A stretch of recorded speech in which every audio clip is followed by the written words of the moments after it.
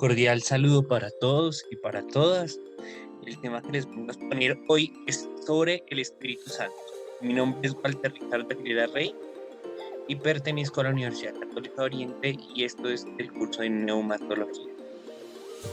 Vamos a hablar en un primer momento de la presencia del Espíritu Santo en la historia y en nuestros días. Vamos a mirar la historia en Israel, ¿no? En Israel el Espíritu Santo siempre aparece presente y actúa con fuerza, no con una fuerza violenta, sino con una fuerza que viene del amor. En Moisés ya aparece porque se posó sobre ellos y empezaron a profetizar. El Espíritu Santo que arrebata a Ezequiel es el quien envía a profetizar, es el quien acompaña al que quiere evangelizar, es el que acompaña al que quiere salir y tiene que hablar en nombre de Dios. Él aparece como el compañero, como el guía.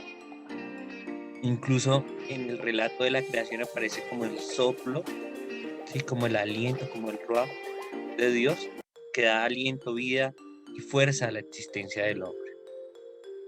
Ya en las primeras comunidades cristianas está presente desde su origen y desde su nacimiento, ¿no?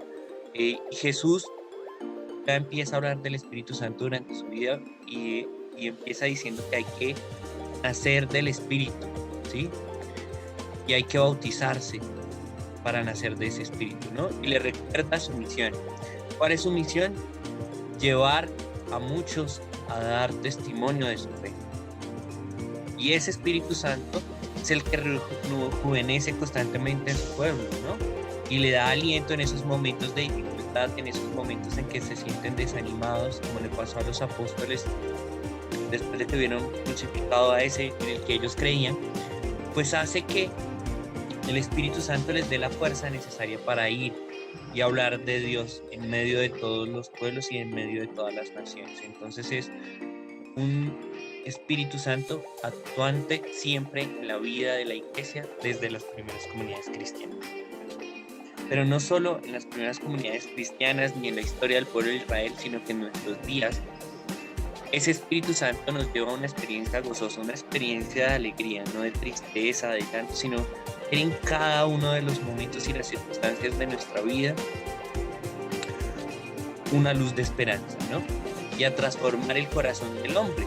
Tal vez el corazón del hombre que se sienta agobiado, triste por las circunstancias de la vida, pues el Espíritu Santo es el que está ahí, lo inspira para que vean esos momentos difíciles, oportunidades de mejora y oportunidades de crecimiento. Y es un Espíritu Santo que actúa pese a que nosotros tal vez no lo podamos ver o que lo representemos en forma de una paloma, pero es mucho más que ello, ¿no? Es esa luz que ilumina nuestra vida, ese guía que nos ayuda a luchar por nuestros sueños, sobre todo que nos ayuda a encontrarnos con Dios. Ahora veamos cuáles son las dificultades y las objeciones al Espíritu Santo, ¿no? Estos nacen fruto de la Ilustración en el siglo XVIII que cuestionan todo y que empiezan a poner en discusión todas y cada una de las certezas que ya se tenían, ¿no? Entonces el mundo no ha cambiado. Y llegó el Espíritu Santo, llegó Jesús, Dios se hizo hombre, pero no ha cambiado nada. Y los cristianos siguen manifestando que hay un mundo nuevo, que es fruto de la resurrección y de Pentecostés, pero para los demás no ha cambiado nada, todo sigue tal cual. Pues bueno, pese a los errores que tal vez haya cometido la iglesia, pese a las dificultades y todos los errores que nosotros conocemos, hay que valorarlos desde su contexto, ¿no? Y estábamos en una época en la cual se estaba gestando y volviendo a que el hombre era el centro de todo, pues obviamente iban a sacar un poco a Dios de su contexto, ¿no? Entonces nos muestra que debemos entrar en un diálogo constructivo, que nos lleve a ver realmente lo que creemos, que nos lleve realmente a las verdades de fe, ¿no? Entonces el Espíritu Santo sigue actuando, ¿sí? Y la predicación de Jesús también sigue vigente, pero todavía no se ha apoderado por completo de nosotros. Vamos en un proceso. Ya no está hecho todo el plan de salvación, sino que es un plan que se sigue construyendo, el Evangelio se sigue dando, eh, la actuación del Espíritu Santo se sigue dando, ¿no? Y somos seres en construcción. El mundo por sí no ha cambiado nada, pero sigue que tener en nosotros un cambio en cada uno de nosotros, porque si nosotros cambiamos, podremos lograr que el mundo cambie en cierta medida. ¿Gracias a quién? A los frutos que nos da el Espíritu Santo. Sorprendentemente y llamativamente,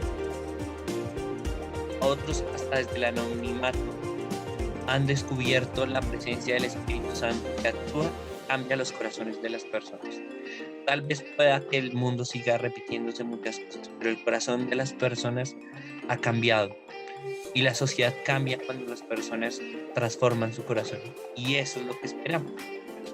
El segundo es que favorece lo irracional. Es decir, que nos quedamos por allá en el mundo de las ideas, que nos quedamos fuera de nosotros, que eso realmente no actúa y que el Espíritu Santo no hace nada diferente en nuestra vida, sino que es algo traído por allá de los cabellos, como lo vemos en esta ilustración. Pues bueno, a veces puede suceder, por ejemplo, cuando entramos en un apasionamiento, que a veces sucede en los grupos de renovación carismática, cuando ponemos a un Dios un Espíritu Santo que habla en un montón de lenguas, cuando ponemos a un Espíritu Santo que habla en un montón de lenguajes, cuando ponemos un Espíritu Santo que está por allá y que nos da mágicamente las cosas. No, ese Espíritu Santo que favorece lo irracional no es el que queremos, sino es un Espíritu que pone los límites en lo racional y que nos habla desde la verdad, y desde la verdad que nos ayuda a descubrir al hombre en dónde, en las acciones cotidianas, ¿no? En una vida espiritual alegre, profunda desde nuestro corazón, pero que lleve a transformar nuestra vida, nos lleve a actuar en los demás, ¿no? Está muy vinculada con el verbo, es decir, está muy vinculada con Jesús y con su cristología.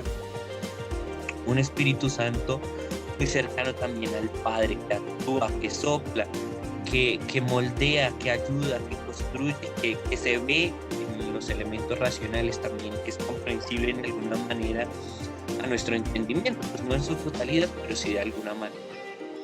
Ahora bien, estábamos en un cristianismo que despreciaba el cuerpo, que veía el cuerpo como algo malo, como algo que nos hacía pecar, como algo que no nos acercaba a Dios. Entonces, bien, Nietzsche desprecia el cristianismo que aparta el cuerpo, ¿no? Y el cuerpo es el que nos ayuda en alguna medida para alcanzar el cielo o el infierno, si nos toca el purgatorio, bueno, no sé, pero el cuerpo nos ayuda en la vida, ¿no? Porque es el que nos ayuda a caminar, es el que nos ayuda a pensar, es el que nos ayuda a hacer.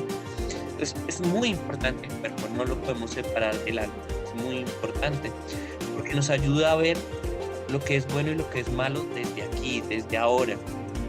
Pero no todo lo que nuestro cuerpo quiere y pide es bueno. Por eso debemos pedir al Espíritu Santo que nos ayude a discernir cuáles de las acciones que hacemos como seres humanos son las correctas.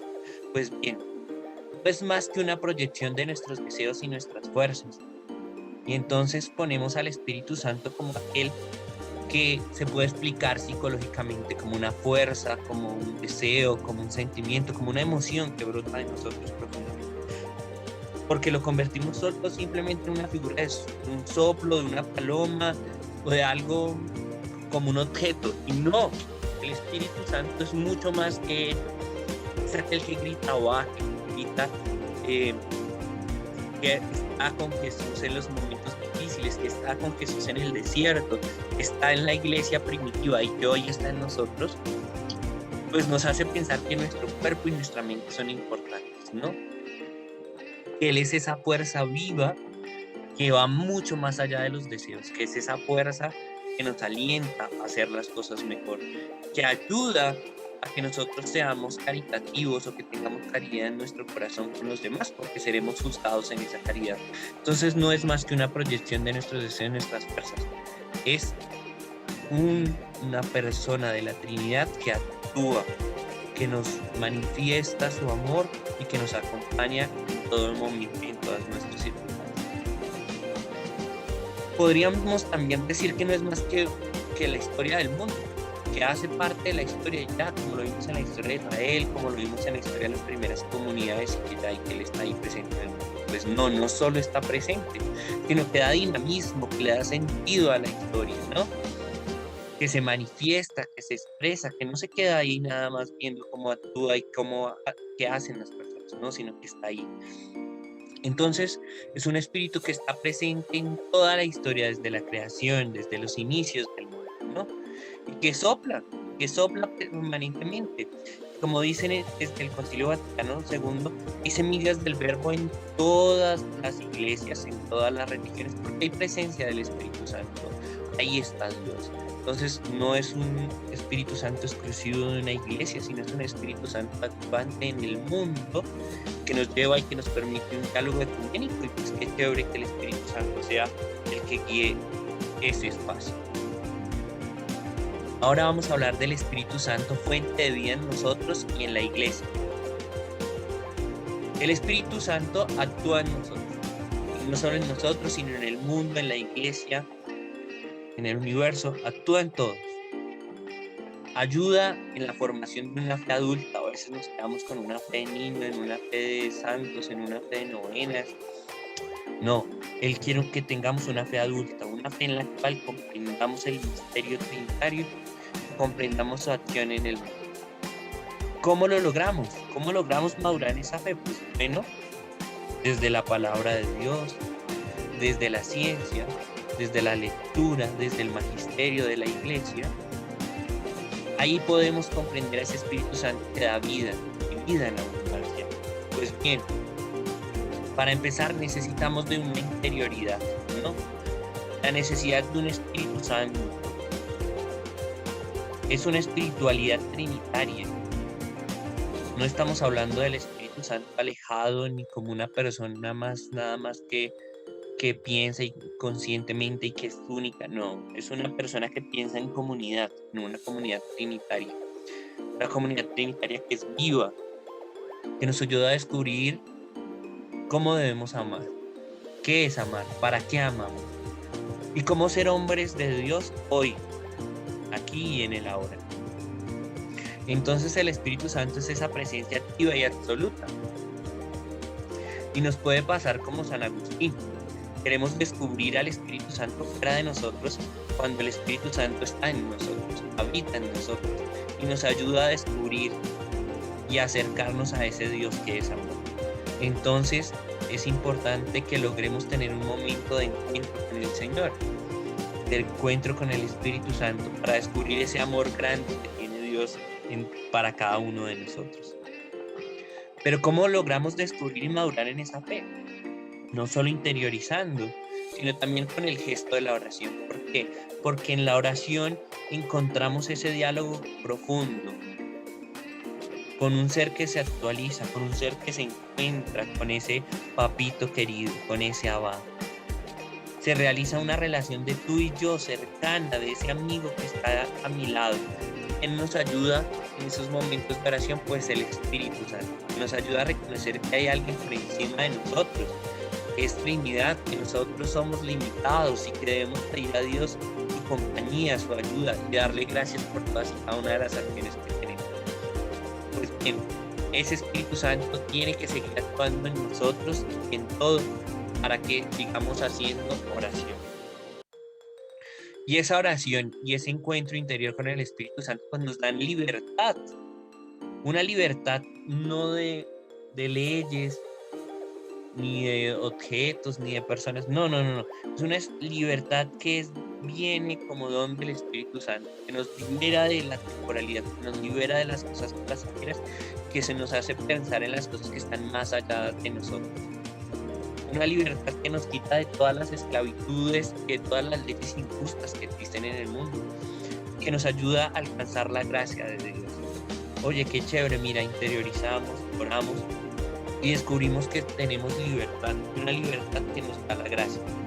Pues bueno, la fuente de una liberación que no es solo interior y espiritual, no, sino una libertad que nos lleva a ser capaces de decir: yo entrego mi vida por Jesús, como lo han hecho muchos santos, que son capaces de transfigurarse con Cristo, irradiando el Espíritu Santo, pese a que tienen que ser martirizados, pese a que tienen que entregar su vida, como le pasa a muchos cristianos hoy, pero los lleva a dar testimonio como lo dieron los apóstoles, ¿no?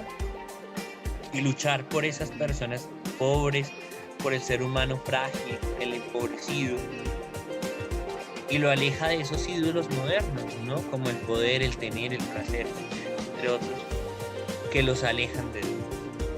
Pues bien, es importante que el Espíritu Santo suscite en nosotros una renovación, que nos lleve a hacer una reforma, que nos ayude a ver su unión con el Verbo, sea con Cristo, con la palabra.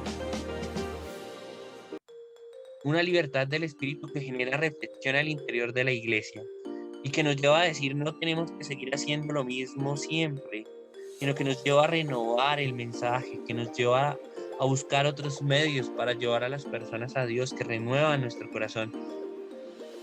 Y lo hace a través de dar diversos carismas, diversos dones, unidos siempre con la Trinidad, pero que trabaja por todos para la consecución de la iglesia, que nos lleva a todos a alcanzar el cielo, la tierra prometida de Dios.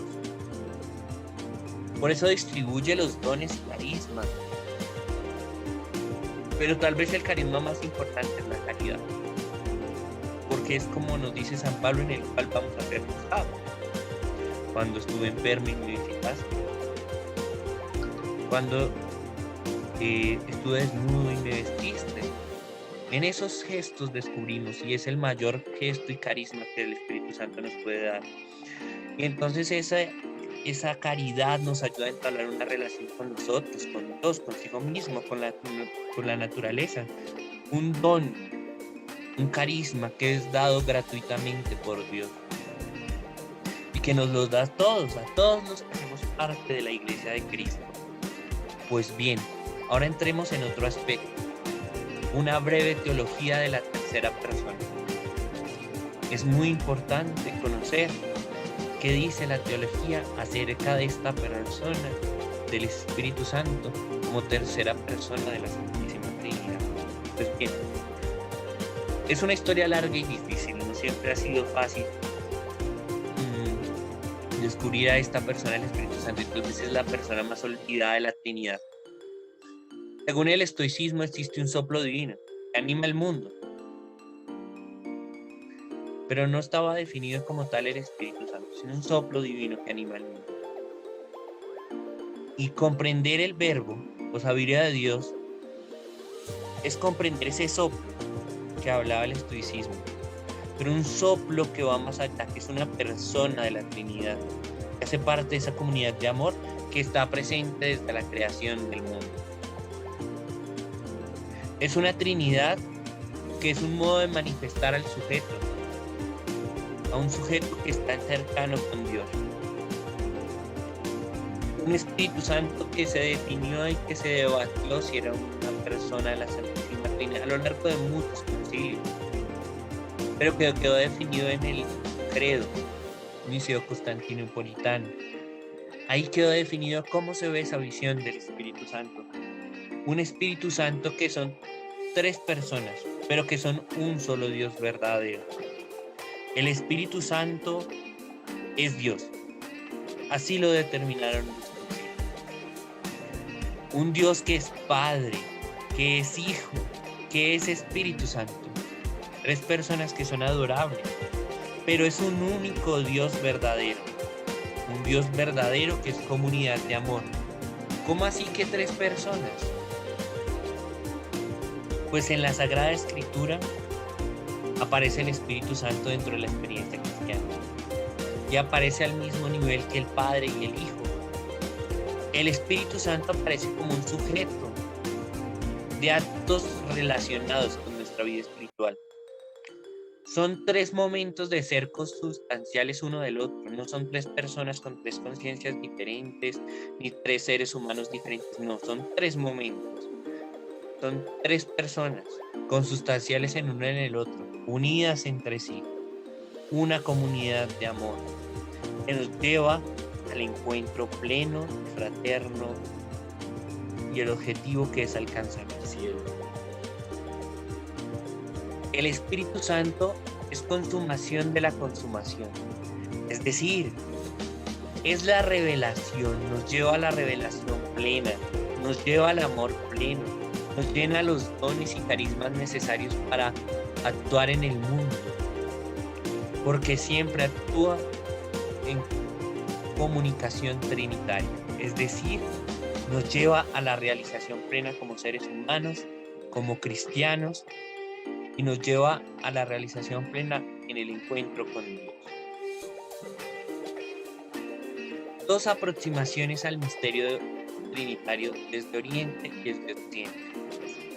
Es una pregunta que generó una división entre la Iglesia de Oriente y Occidente. Es la pregunta sobre su procedencia eterna. En Occidente el Espíritu Santo procede del Padre y del Hijo. Y en Oriente el Espíritu Santo procede solo del Padre. Pero esto no cambia nuestra fe, sino que en ambos nos muestra una Trinidad que revela la economía de la gracia, una Trinidad que nos revela el amor de Dios. Es importante entonces darle un lugar a esta persona del Espíritu Santo en nuestra iglesia, en nuestra vida de fe, en nuestra relación con los otros. Porque a ejemplo de la Trinidad tenemos que ser amor, amor con los demás, con la naturaleza y con Dios. Pues bien, a modo de conclusión podríamos decir lo siguiente. Es muy importante que sigamos hablando y viviendo el Espíritu Santo. Uno no habla de quien no conoce, uno no habla de quien ha sentido cerca. Pues bien, para poder hablar del Espíritu Santo hay que sentirlo cerca, hay que vivirlo, hay que estudiarlo, hay que conocerlo. Hay que dejarse mover por el Espíritu Santo que nos lleva a orar. Un Espíritu Santo que nos lleva a actuar. Un Espíritu Santo que nos da vida, que nos hace hermanos. Un Espíritu Santo que es visitante, es decir, que nos acompaña toda nuestra vida, no solo en un momento y una circunstancia particular, sino que está siempre con nosotros. Un Espíritu Santo que es fuerza, que da dinamismo, que como en Pentecostés nos lleva a actuar, que nos lleva a ser misioneros, a llevar a Dios con amor, con pasión a todas aquellas personas. Podemos tener muchos problemas, muchas dificultades, podemos tener bajones de fe, podemos dejar de creer, pero el Espíritu Santo nos anima y nos lleva a actuar y a hablar de Él en medio de todas las naciones, como lo hizo con los discípulos, que estaban tristes porque les habían matado al Mesías, se habían escondido porque tenían miedo, pero llega el Espíritu Santo y les da esa fuerza, esa energía para salir de sí y salir a hablar de Dios en medio de las naciones. Pues esa misma fuerza es la que tenemos que pedir nosotros hoy. Asimismo, el Espíritu Santo es un huésped que se queda en nosotros si lo pedimos. ¿Para qué? Para que haga fructífera todas y cada una de las acciones que nosotros realizamos. Pues bien, pidámosle a Dios que nos ayude a entender el Espíritu Santo y hacerlo vida en nosotros, como lo hemos visto hoy. Dios les bendiga, un fuerte abrazo.